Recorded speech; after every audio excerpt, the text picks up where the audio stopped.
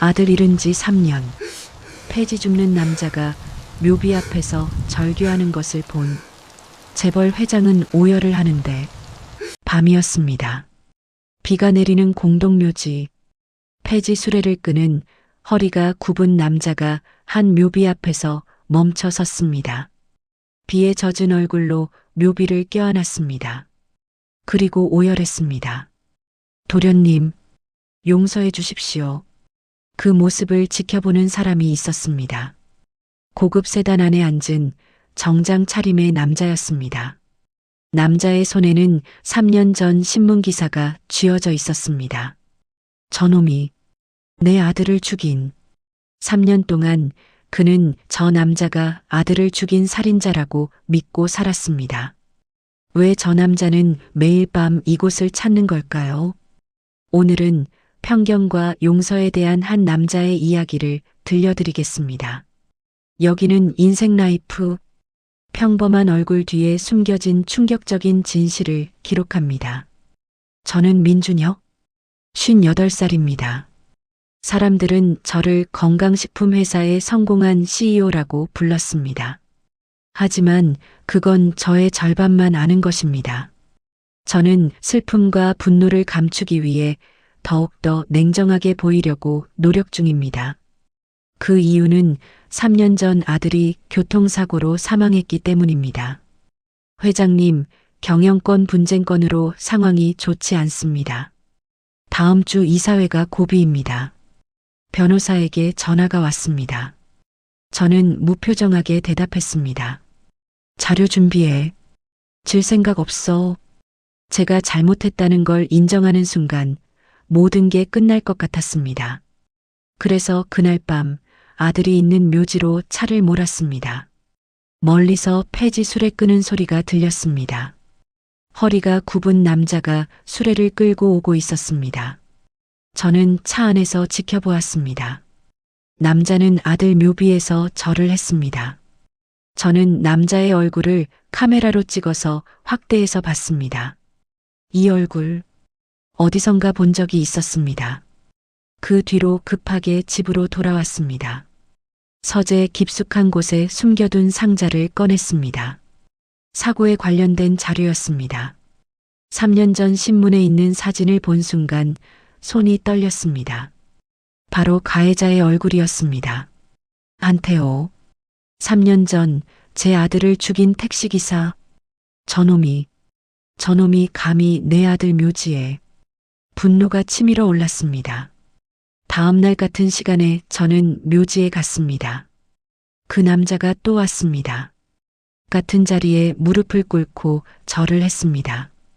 왜 저놈은 매일 거기 와서 절을 하는 거지? 질문이 머릿속을 맴돌았습니다. 순간 저는 3년 전 기억을 떠올렸습니다. 그날은 제 인생에서 가장 어두운 날이었습니다. 병원 영안실에 하얀 천으로 덮인 제 아들이 그곳에 누워 있었습니다. 민우진, 제 유일한 아들이었습니다. 교통사고로 즉사였다고 했습니다. 며느리 서연이 영안실 밖에서 울고 있었습니다. 제 탓이에요. 제 탓이에요. 서연은 계속 그 말만 반복했습니다. 제가 배가 아프다고 해서. 우진이가 급하게 병원으로 가다가. 저는 그 말을 듣는 순간 머릿속이 하얗게 변했습니다. 배가 아프다고? 그래서 급하게. 순간 몇 달 전 우진이 보험을 가입했다고 저에게 말을 했던 것이 생각났습니다. 저는 차갑게 물었습니다. 우진이가 왜 그렇게 급하게 운전했지? 서연은 떨리는 목소리로 대답했습니다. 제가 배가 아프다고 해서요. 배가 아파? 네. 내가 일부러 배가 아프다고 한 거지. 그래서 사고 나게 만들어서 보험금을 노린 거지. 아니에요. 서연이 소리쳤습니다. 저 그런 사람 아니에요. 저는 정말 배가 아파서. 저는 귀를 막았습니다. 서연은 일어나 손을 배로 향하며 뭔가 말하려는 것 같았습니다. 아버님. 하지만 저는 손을 들어 말을 끊었습니다. 더 이상 듣고 싶지 않다. 나가. 당장 여기서 나가. 아버님, 제 말 좀. 나가라고 했다. 제 목소리가 영안실 안을 울렸습니다. 서연은 손으로 배를 감쌌습니다. 하지만 저는 그걸 보지 못했습니다. 아니, 보려 하지 않았습니다. 서연은 작은 가방 하나를 들고 밖으로 향하며 말하였습니다. 저는 우진이는 저를 정말 서로 많이 사랑했어요. 그것만은 알아주세요. 서연은 그 말을 남기고 나갔습니다. 그 후 3년 동안 저는 서연을 찾지 않았습니다. 찾고 싶지 않았습니다. 찾으면 제가 틀렸다는 걸 인정해야 할 것 같았습니다. 그래서 저는 그냥 없던 사람으로 만들었습니다. 다음 날 새벽, 저는 어두운 골목 끝에서 태호를 기다렸습니다. 저 멀리서 허리가 굽은 채 박스가 가득 찬 수레를 끌고 있는 태호를 보았습니다. 해가 뜰 때까지 몇 시간을 그렇게 일했습니다. 태호는 수레를 끌고 고물상으로 가 폐지를 팔고 근처 국밥집으로 들어갔습니다. 국밥 한 그릇을 시켜 먹고는 그의 작은 반지하 새방으로 향했습니다. 태호는 낮 동안 그곳에서 잠을 자고 저녁이 되어서 손에 작은 봉투를 들고 나왔습니다. 또 묘비 앞에 무릎을 꿇었습니다. 봉투에서 과일을 꺼내 묘비 앞에 조심스럽게 놓았습니다.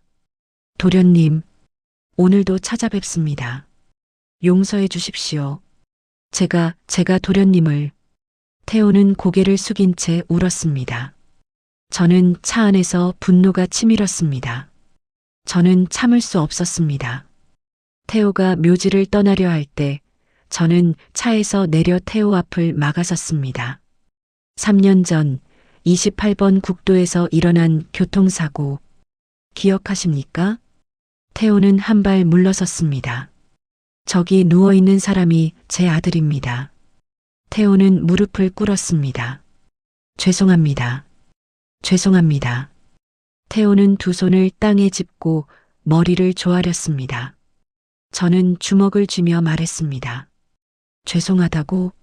그 말로 다 되는 건가? 태호가 고개를 들었습니다. 지난 3년 동안 너무나 괴로웠습니다. 저는 태호를 내려다봤습니다.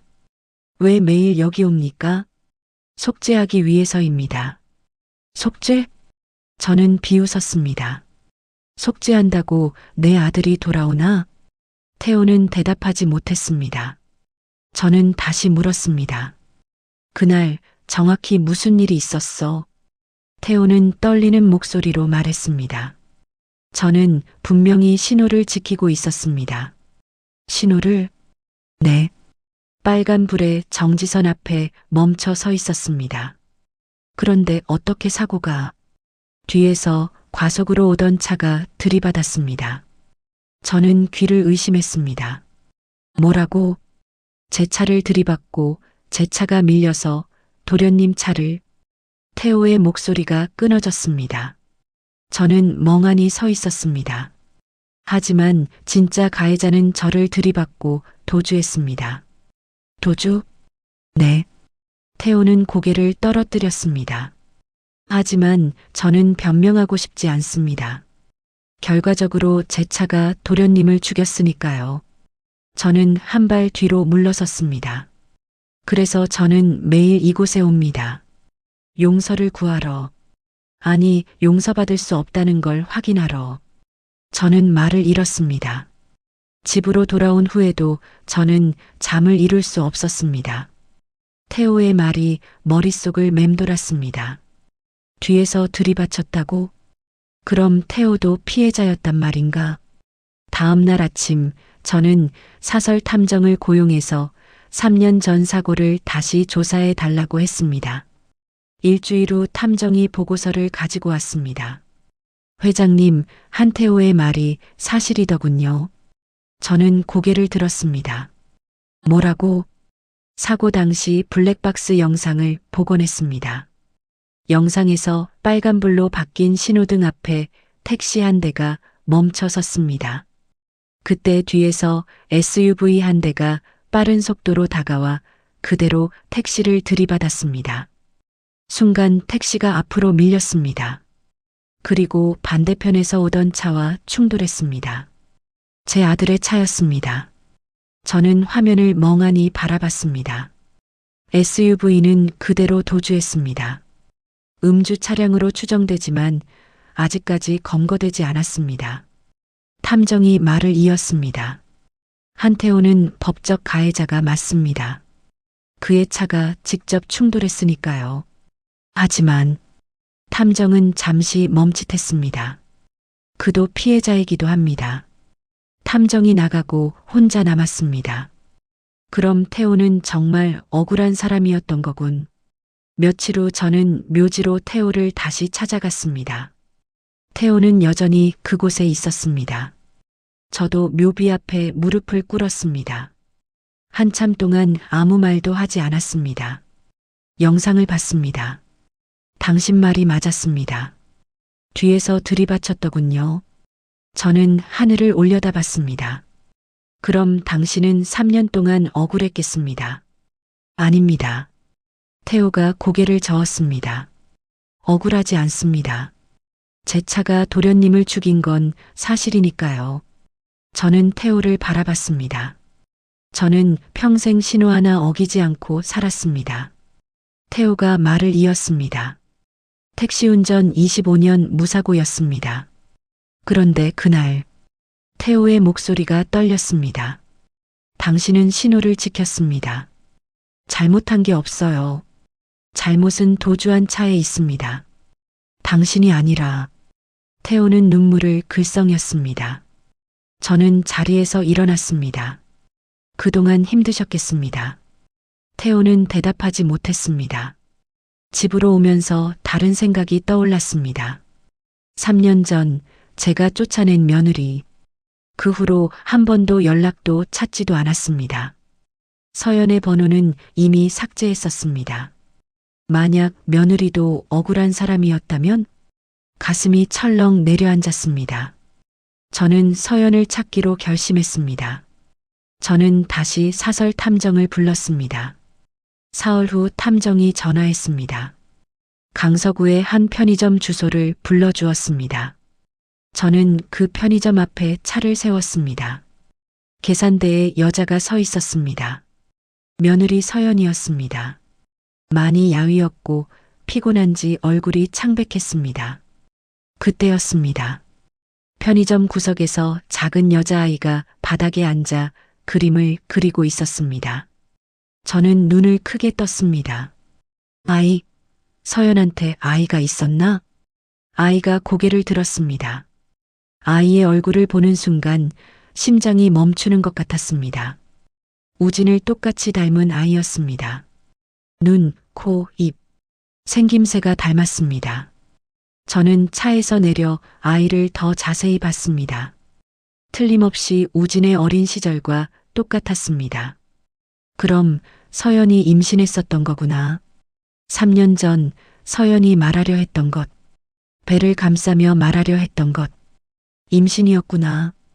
저는 차로 돌아왔습니다. 내가 임신한 며느리를 쫓아낸 거야.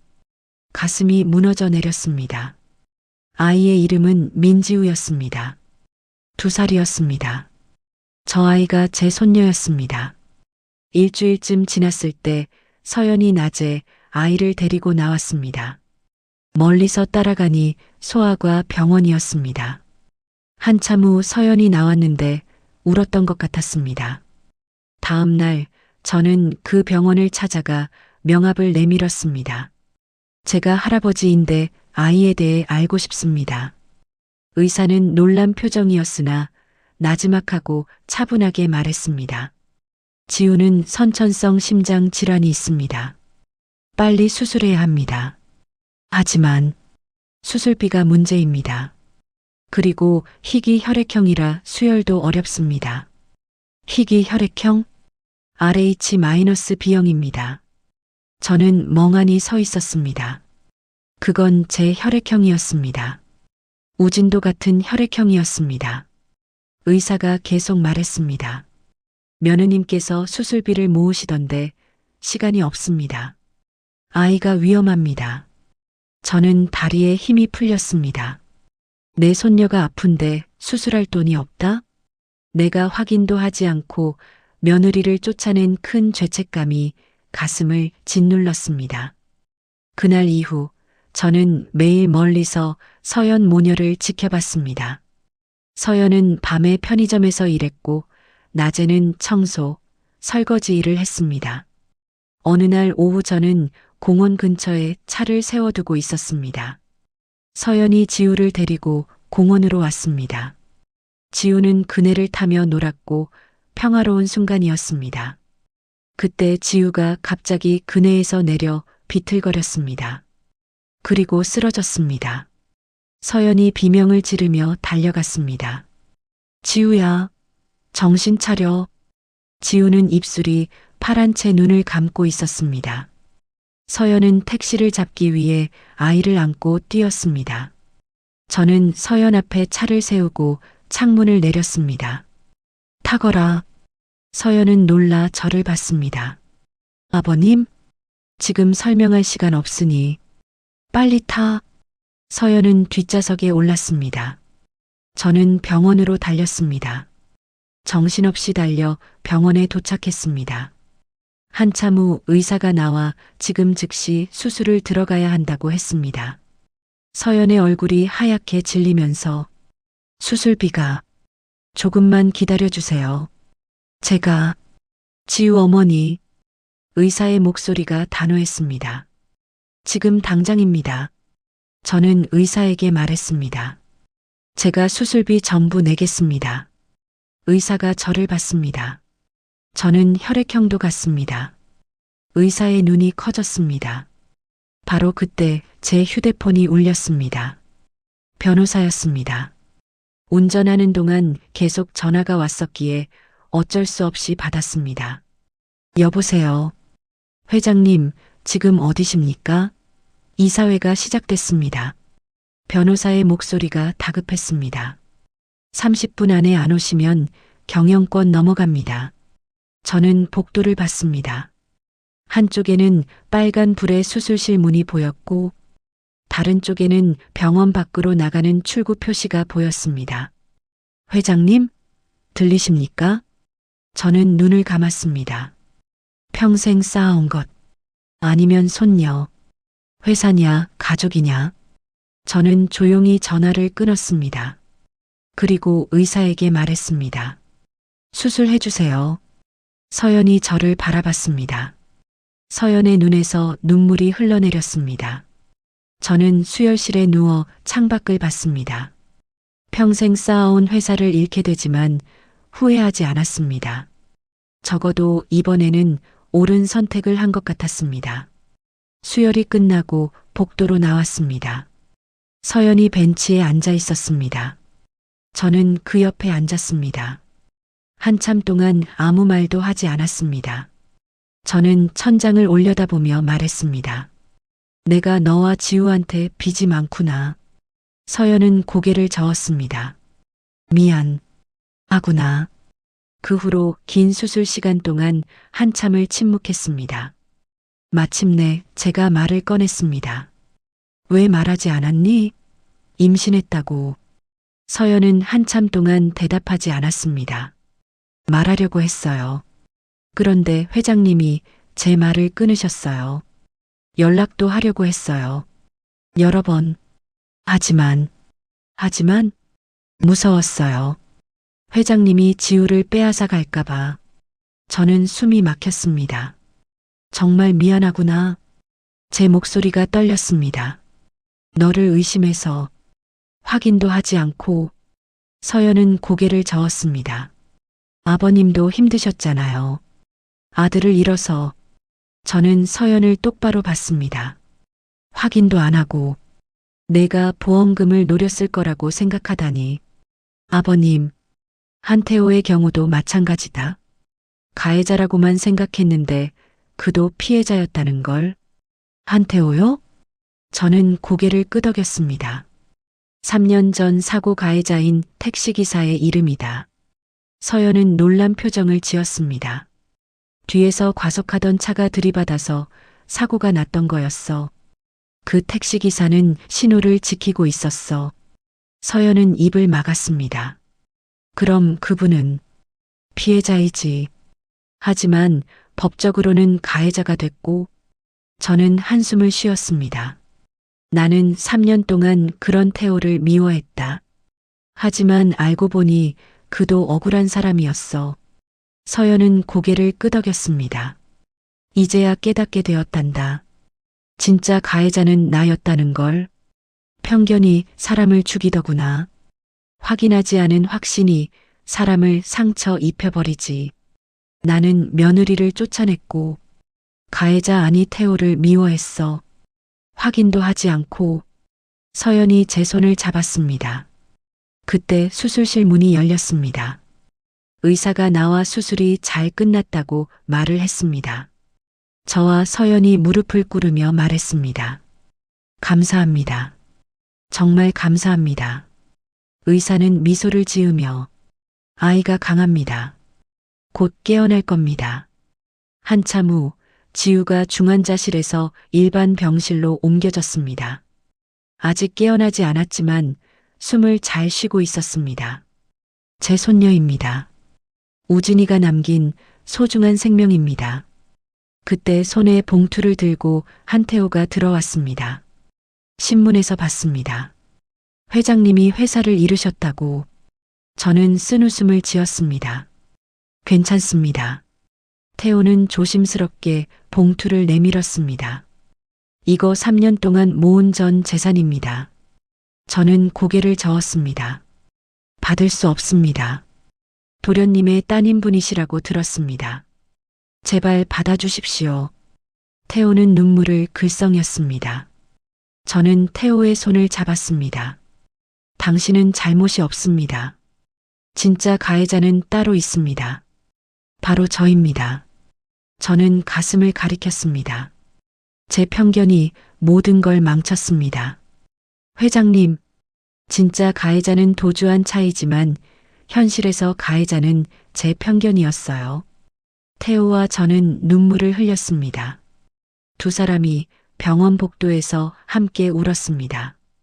이틀 후 지우가 깨어났습니다. 서연이 눈물을 터뜨렸습니다. 지우야, 엄마 여기 있어. 지우는 천천히 눈을 떴습니다. 엄마를 보고 미소 지었습니다. 저는 유리창 너머로 그 모습을 지켜봤습니다. 그런 저를 지우가 보았습니다. 누구세요? 저는 병실로 들어와 무릎을 꿇고 지우와 눈높이를 맞췄습니다. 안녕, 지우야. 나는 말이 막혔습니다. 서연이 지우에게 말했습니다. 지우야, 이분이 할아버지셔. 지우의 눈이 커졌습니다. 할아버지요? 응, 아빠의 아빠야. 지우는 저를 빤히 봤습니다. 아빠의 아빠요? 그래. 아빠는 하늘나라에 계시지만 할아버지는 여기 계셔. 지우는 조심스럽게 손을 내밀었습니다. 저는 지우의 작은 손을 잡았습니다. 따뜻했습니다. 할아버지, 지우가 불러주었습니다. 저는 눈물이 났습니다. 그래, 지우야. 할아버지, 왜 울어요? 저는 눈물을 닦았습니다. 기뻐서 그래. 지우를 만나서. 지우는 미소를 지었습니다. 저도 기뻐요. 일주일 후 지우가 건강한 모습으로 퇴원했습니다. 저는 서연에게 말했습니다. 우리 집으로 가자. 서연은 잠시 생각에 잠겼습니다. 제발 할아버지와 시아버지 노릇할 기회를 주면 좋겠구나. 서연은 대답했습니다. 천천히 지우가 익숙해질 때까지 시간을 주세요. 그래, 알겠다. 얼마 후 서연과 지우는 새 집을 마련했습니다. 지우가 뛰어놀 수 있는 공간이었습니다. 웃음소리로 집이 가득 찼습니다. 저는 매일 지우와 놀아줬습니다. 할아버지, 이거 봐요. 이건 엄마, 이건 할아버지, 이건 나. 그림 속에 세 사람이 손을 잡고 있었습니다. 저는 그림을 받아들고 가슴에 안았습니다. 고맙다, 지우야. 며칠 후 저녁이었습니다. 한태호가 지우네 집으로 찾아왔습니다. 괜찮습니까? 제가 와도 당연하죠. 서연이 인사했습니다. 안녕하세요. 저 박서연입니다. 태호도 깊이 고개를 숙였습니다. 죄송합니다. 정말 죄송합니다. 서연은 고개를 저었습니다. 괜찮습니다. 아버님께 들었어요. 어르신도 피해자셨다고. 태호는 눈물을 글썽였습니다. 그때 지우가 뛰어왔습니다. 할아버지. 지우는 태호를 보고 멈췄습니다. 이 할아버지는 누구예요? 저는 지우를 안아 올렸습니다. 또 다른 할아버지야. 지우는 고개를 갸웃했습니다. 할아버지가 둘이에요? 그래. 둘 다 지우를 많이 사랑하지. 지우는 태호에게 손을 내밀었습니다. 안녕하세요, 할아버지. 태호는 지우의 손을 잡았습니다. 안녕, 지우야. 그날 저녁 네 사람이 함께 식사를 했습니다. 처음에는 어색했지만 지우의 웃음이 분위기를 풀었습니다. 할아버지들, 같이 놀아요. 지우가 두 할아버지 손을 잡고 끌었습니다. 저와 태호는 서로 웃었습니다. 그렇게 시간은 3개월이 지났습니다. 그날은 우진이의 기일이었습니다. 저는 서연과 지우, 그리고 태호와 함께 묘지를 찾았습니다. 묘비 앞에 섰습니다. 지우가 꽃을 놓았습니다. 아빠, 저 건강해졌어요. 할아버지들이 도와주셨어요. 저는 무릎을 꿇었습니다. 우진아, 너도 이제 안심해라. 서연이 제 어깨에 손을 얹었습니다.